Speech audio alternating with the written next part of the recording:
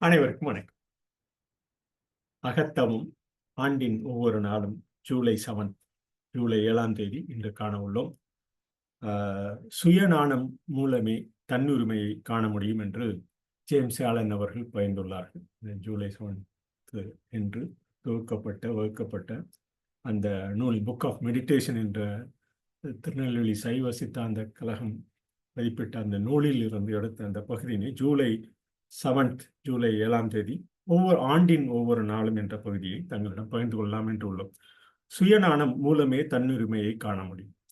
சுயநாணம் என்பது நாம் தொல்காப்பிய காலத்திலிருந்து அதற்கு முன்புள்ள நமது அகத்தின் உள்ள நாணமே தன் உரிமையை காண முடியும் என்று அந்த பண்டைய கால நமது அறிவியலாளர்கள், ஆன்மீகவாதிகள், தமிழ் பேராளர்கள் மற்றும் பல்வேறு அறிஞர்கள் இந்த அகத்தவத்தின் மூலம் பல்லாண்டுகளாக தொகுத்த அந்த பகுதிதான் தன் உரிமையை, மனித உரிமையை காண முடியும் என்று அந்த ஜேம்ஸ் ஆலன் அவர்களும் நமது கிழக்கு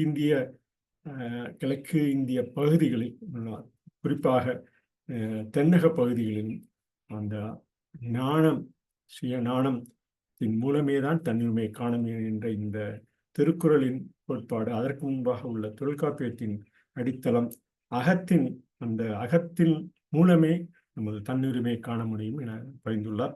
உலக வாழ்க்கையில் அடிமைத்தனம் இல்லை, சரியான குடியுரிமை உள்ளது. இதுவே அதன் பெருமை என்று நாம் கூறலாம். பெருமளவு அறநெறி ஆற்றலில் மட்டுமே உயர்ந்த நிலை கிடைக்கும்.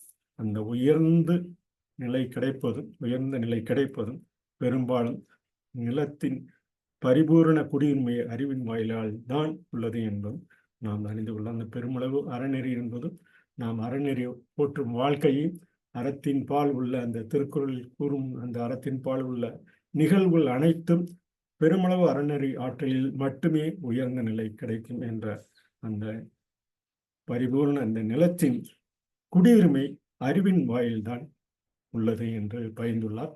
அதன் ஆங்கில மொழியில் சொல்ல வேண்டும் என்றால், July 7 by self-enlightenment is perfect freedom found. There is no bondage in the heavenly life.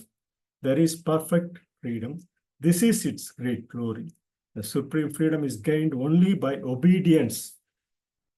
The land of perfect freedom lies through the gate of knowledge. The land of perfect freedom lies through the gate of knowledge. So whatever we have at present, the freedom, it's gained only by obedience. That obedience is most important parcel of our day-to-day life. So we should adapt. Our inner part of our heart should be in the perfect glory with the perfect freedom lies through the gate of knowledge, what we have at present. This I conclude my English talk. தமிழில் கூற வேண்டும் என்றால், இன்றைய பகுதியை சுயநாணம் மூலமே நாம்